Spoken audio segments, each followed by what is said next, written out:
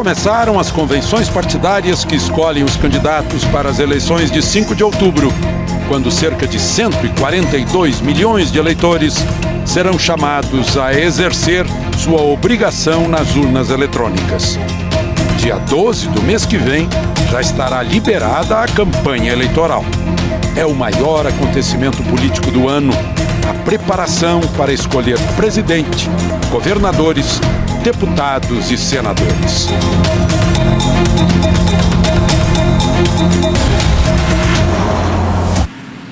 Aqui no estúdio, para responder às grandes questões ligadas às eleições deste ano, a maior autoridade da Justiça Eleitoral, o presidente do Tribunal Superior Eleitoral e ministro do Supremo, José Antônio Dias Toffoli. Ministro, estamos em convenções, o prazo é até o fim do mês. A gente sente que há uma distância entre os partidos políticos e o eleitor. Como é que se pode diminuir essa distância? Pois é, este é um fato que há no Brasil. Uma democracia que ela é exercida através dos partidos. Não há possibilidade de alguém ser candidato a não ser que seja filiado a um partido político. E muitas vezes os partidos políticos faltam uma oxigenação. Talvez até esta questão que ocorreu do ano passado para cá, de muita gente na rua se manifestando, é uma tentativa de se expressar de uma forma que às vezes não tem espaço nos partidos políticos. Será que os partidos sentiram essa sacudida das ruas de junho? Espero que sim, espero que tenha sentido esta sacudida. É uma questão que eu penso que uma maneira de se resolver isso seria mudando o sistema eleitoral brasileiro. A base proporcional e o segundo turno leva naturalmente a uma pluralidade partidária, inúmeros partidos. Isso a teoria política já dizia isso, Maurice Duverger já dizia isso há 1940, na França ele já falava sobre isso. E havendo segundo turno, obviamente que as pessoas no primeiro turno dificilmente se unem. E a base proporcional leva a uma multiplicidade partidária. Então não é uma solução fácil, é uma solução daqueles que foram eleitos por esse sistema e que muitas vezes então resistem a mudar esse sistema. Pois é, aí a gente entra na questão de similaridade de princípios dos partidos, né? Os partidos, a identidade, fazem alianças, pessoas e partidos aparentemente antagônicos. Que muitas vezes parecem não defender a mesma linha, inclusive ideológica, ou os mesmos interesses partidários. E o outro problema que a gente vê em geral na propaganda eleitoral é que sempre são as mesmas posições, parece que todo mundo é igual, que só tem rótulos diferentes. Parece que todo mundo é igual, é verdade, é verdade. Então, eu penso que este é um debate necessário a ser feito. Uma questão também que eu já tenho apresentado é a necessidade daqueles que vão se apresentar candidatos pelos partidos políticos terem um batismo anterior também junto ao povo. Por exemplo, nós lutamos muito tempo para ter democracia direta para presidente da República, eleições diretas para presidente da República. Mas os candidatos, todos respeitáveis que aí estão, que se apresentam, os pré-candidatos, eles são escolhidos por grupos pequenos, dentro dos seus partidos. Como se diz, a convenção é decidida na véspera. Na véspera, exatamente. E aí não há afinidade com o eleitor. O eleitor, às vezes, impõe-se uma lista ao eleitor de pessoas desconhecidas. A gente está vendo agora nas pesquisas um alto número de pessoas que declaram que ou vão anular o voto, vão votar em branco, ou vão se abster, o que é pena para a democracia. Né? Exatamente. Aí deixam que outros decidam por eles. Por eles. É uma espécie de... Ou os partidos lançam pessoas que são... pessoas que têm um enorme conhecimento na massa do eleitorado para absorver os votos de protesto. Artistas, cantores, jogadores de futebol. Nós tivemos o caso até de um palhaço, de um cômico. Né? Na tentativa de este voto, que seria um voto de protestos, nulo ou branco, ser absorvido por esta candidatura com a base proporcional na forma do nosso sistema, isso conta para a legenda e puxa uma quantidade maior de parlamentares eleitos dessa forma. Nós tivemos um caso bem típico do Enéas, que teve 2,5 milhões de votos. E elegeu com ele pessoas com 150 votos. 150 votos. Não há representatividade. Né? A outra questão é o senhor mencionou há pouco o grande número de partidos. É quase uma multidão de partidos. São 32 registrados e são em torno de 22 com representação na Câmara dos Deputados. Agora, eu fico imaginando, eu já fiz debate na televisão, eu fico imaginando se a gente for obrigado, né, e a gente obrigado, a convidar todos os candidatos de todos os partidos. Fica uma multidão dentro do estúdio e o eleitor quer ouvir as ideias dos principais. Como fazer uma coisa dessas, ministro? Pois é, a lei determina que, uma vez registrados, todos têm que ser convidados, a não ser que haja um acordo entre aqueles candidatos. Em que os chamados pequenos abram mão. Exatamente. Da presença. Mas isso, em termos jornalísticos, eu sou jornalista, em termos jornalísticos a gente fica engessado para fazer um bom debate. A legislação brasileira é uma legislação bastante rígida, principalmente com as emissoras de rádio e televisão. Inclusive, a partir de julho não se pode fazer comentários desabonadores, favoráveis ou contrários a determinados partidos ou candidatos, o que muitas vezes acaba inibindo uma liberdade de expressão. É uma linha tênue, e eu penso que quanto mais se discutir política, quanto mais se falar, tanto melhor, desde que não haja os abusos, desde que não haja os excessos. Sai, por exemplo, a candidata à reeleição à presidência da República, sai os 2, 3 candidatos principais, e a gente tem que cobrir todos, né? Exatamente. É um tédio para o telespectador em casa ouvindo, fulano de tal se encontrou com a família dele na cidade tal, e é um desconhecido, né? Mas se a gente não fizer isso, está contrariando a lei. E por outro lado, talvez até por isso, acabe estimulando candidaturas em pessoas que não tenham, vamos dizer assim, uma expressão. Que querem um tempinho na televisão, né? Por isso que talvez a Argentina introduziu recentemente uma votação, uma chamada primárias, por exemplo, para as listas partidárias. Então, antes da eleição para valer, é feita uma eleição anterior. E eu estive acompanhando essas eleições e parece que é algo que oxigenou a democracia na Argentina recentemente. O senhor acha que tem futuro essas mudanças de que se falam por aqui, falam voto distrital para aproximar mais o eleitor do candidato? Eu penso que nós temos que debater isso, nós temos que cada vez mais envolver a sociedade nisto, porque, sem dúvida nenhuma, a maneira como os deputados são eleitos, e eles são os legisladores, inviabiliza uma mudança de vontade própria. É necessário, portanto, que haja, vamos dizer assim, um grande apoio popular à mudança. Pois é, porque eles... Como ocorreu no caso do Ficha Limpa, como ocorreu no caso da lei contra a corrupção eleitoral, que é a lei contra a compra de votos. Bom, o Ficha Limpa, foi bom o senhor lembrar. Ficha Limpa está aí, está com tudo agora. Está valendo. Exatamente. Certamente a Justiça Eleitoral vai ficar cheia de casos para serem deslindados. Estas são as primeiras eleições gerais em que a lei será aplicada. Em 2012 eram eleições municipais e agora as eleições chamadas gerais de presidente da República até deputado estadual, e todos estarão submetidos a estas regras, que procura exatamente impedir que aquele que já tem uma condenação, mesmo sem trânsito em julgado, possa se apresentar ao eleitor. A gente teve um caso recente, né, bem típico da falta de ficha limpa lá na Assembleia de Mato Grosso. Parece que o presidente da Assembleia, a Polícia Federal chegou a prendê-lo, estava com 100 processos. São casos que existem e que, evidentemente, que a legislação agora ela é mais rigorosa para evitar tais tipos de situações. E na questão econômica, da compra de votos, dos gastos, do patrimônio dos candidatos. Nisso também seria necessário estabelecer um teto de gastos em campanha. A lei não estabelece e, ao não estabelecer, ao Congresso não fixar este teto, são os próprios partidos que dizem quanto vão gastar. Aí o céu é o limite. E aí eleições caras também são eleições sujas. E aí a gente vê que os interessados nisso é que fazem a lei eleitoral. E exatamente. Aí fica difícil então estabelecer um teto. Por que não estabelecer um limite de gastos para todos aqueles que vão concorrer à presidência da República, a governadores, a deputados, a senadores? Eles estão muito cheios de cuidados, os legisladores.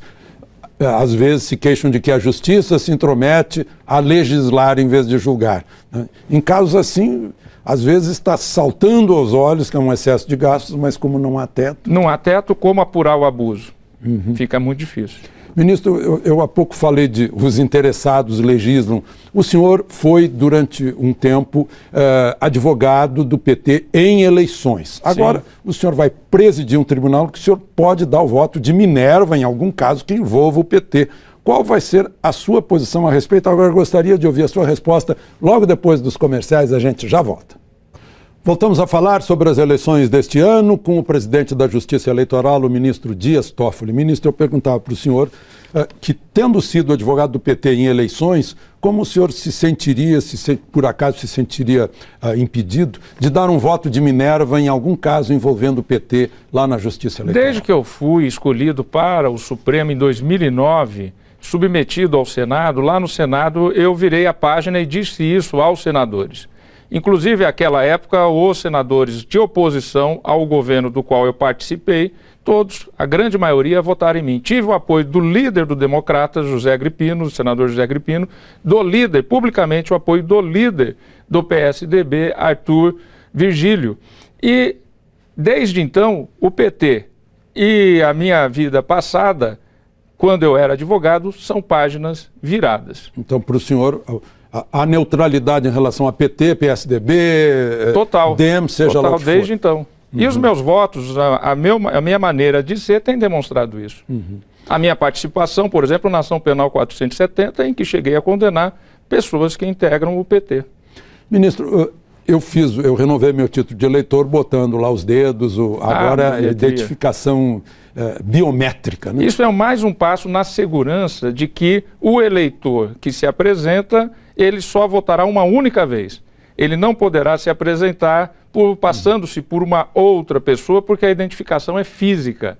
E com isso nós teremos, fechando um ciclo. Hoje nós temos que o voto dado é o voto apurado, com a urna eletrônica. Agora nós teremos também a certeza de que o eleitor só se apresenta uma única vez para votar. Toda hora eu recebo pela internet dúvidas sobre a urna eletrônica. Por que os americanos não usam? Será que isso aí vai permitir fraude ou não? O que o senhor diz a respeito? A segurança da urna, ela pode ser apurada pela ausência de impugnações daqueles que participam nas eleições. Antes da urna eletrônica, eram milhares de processos em relação à apuração dos votos.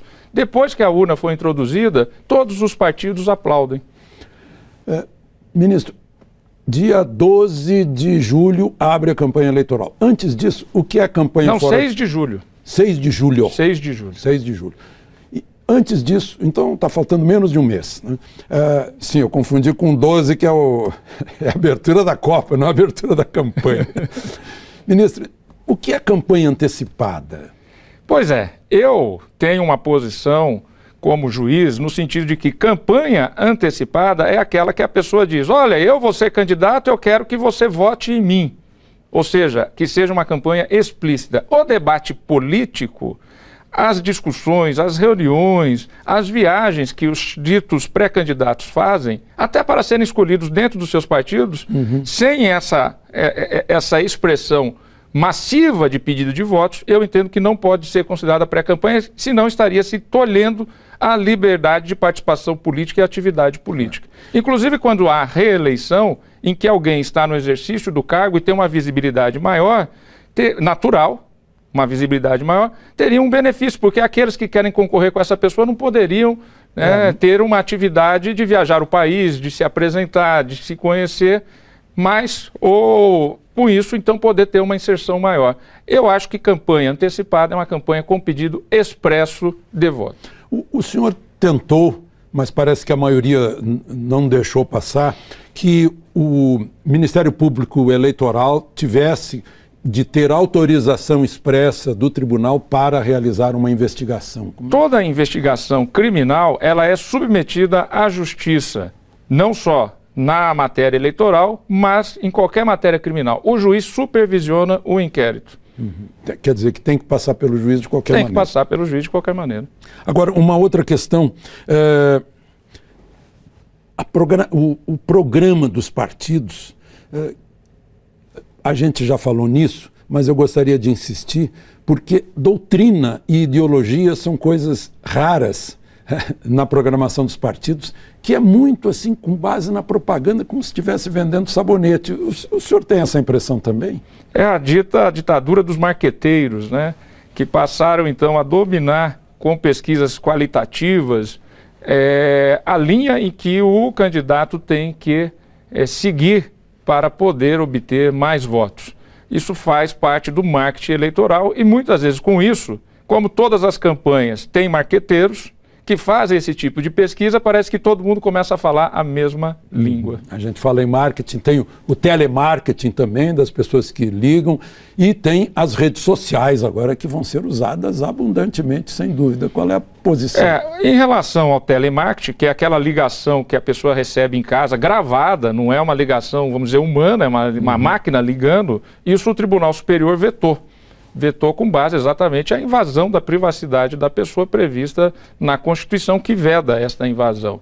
E em relação às redes sociais, é uma ampla discussão. O que pode e o que não pode nas redes sociais. O que eu entendo? Eu entendo que o que não pode nas redes sociais é aquilo que já não pode em qualquer veículo de comunicação e na nossa vida. O que não pode é a ofensa, a calúnia, a difamação e a mentira. Isso está lá no Código Penal desde há muito tempo. Desde há muito tempo. Agora, a discussão política não pode ser vedada. As redes sociais são uma sala de casa mais ampla, com mais gente participando. Nós não podemos impedir que as pessoas discutam política. Eu estou sentindo que a sua posição é essa, não é de fechar a discussão política, ao contrário, de abrir... Exatamente. Né? Eu acho que quanto mais liberdade, mais controle é possível ter sobre as coisas. Quanto há mais proibição, mais jeitinho se dá de tentar burlar a vedação. Aí aquele que burla é que tira vantagem. Que tira vantagem. É o contrário. Quer dizer, liberar tanto nas coberturas, nos meios de comunicação, na internet, para que as pessoas possam discutir as ideias políticas. Quando houver ofensa, aí sim, então cabe o direito de resposta, mas isso já existe na legislação geral. Agora, uma outra questão prática, ministro. O voto em trânsito parece que está ampliado agora na última legislação? O voto em trânsito pode ocorrer só para presidente da República e pode ser cadastrado até agosto. Até agosto é possível fazer, então, o cadastramento daquele que já sabe que não estará na sua cidade de domicílio eleitoral no dia das eleições. É o caso de alguém que esteja trabalhando... Mas não poderá votar para deputado, para senador, ele votará para presidente da República. O caso de alguém que está trabalhando fora de sua jurisdição eleitoral. Eu mesmo, eu tenho meu domicílio em Marília e eu preciso fazer o meu cadastramento aqui em Brasília, porque no dia da eleição, como presidente da Justiça Eleitoral, estarei aqui em Brasília e vou poder então votar. Tem que dar o bom exemplo de ser um dos primeiros a votar. Eu falei em questões práticas. Uma outra questão prática, a lei eleitoral proíbe que o candidato se identifique ligado a algum órgão federal. Né? Ele consegue registro, ele não é o Zequinha dos Correios, mas ele faz a propaganda como Zequinha dos Correios. Como tirar esse candidato, fazer com que ele volte à lei? O que houve no passado foram muitas pessoas que se apresentavam, né? O Joaquim da UNB, o Carlos dos Correios, e vinculando aquilo como um agregado às eleições e colocava aquilo como registro eleitoral.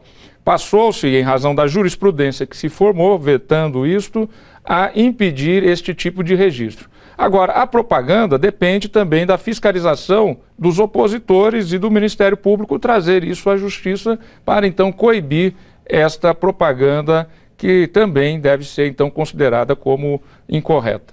Ministro, o voto do jovem, né? 16, 17 anos, pode votar... 18, 19, 20, 22 são jovens que a gente vê aí nas ruas, pelos cartazes que eles mostram, pelas pesquisas, eles estão muito desiludidos com a política. Como atrair esses jovens para que eles participem e tenham peso na hora de uma eleição? Esses jovens começarem a participar da política, começarem a ter uma militância partidária, começarem a procurar ter uma atividade que leve à solução dos problemas que eles identificam. Eu acho que se os jovens não começarem a participar da política e ter uma aversão à política, esse espaço será ocupado por outras pessoas. Se as pessoas de bem se afastarem da política, achando que a política é uma coisa suja, isso será ocupado, evidentemente, por outras pessoas. Porque há um certo receio de as pessoas, que o senhor chamou de pessoas de bem, entrarem na política e se misturarem e forem consideradas no lugar comum da política. E aí a maior dificuldade hoje é o preço das eleições, o custo das eleições. Nós temos que abaixar isso. Por isso, porque o preço e o custo das eleições está afastando pessoas. A gente tem os números aí de custo de eleição, parece que subiram bastante os custos da eleição, que eram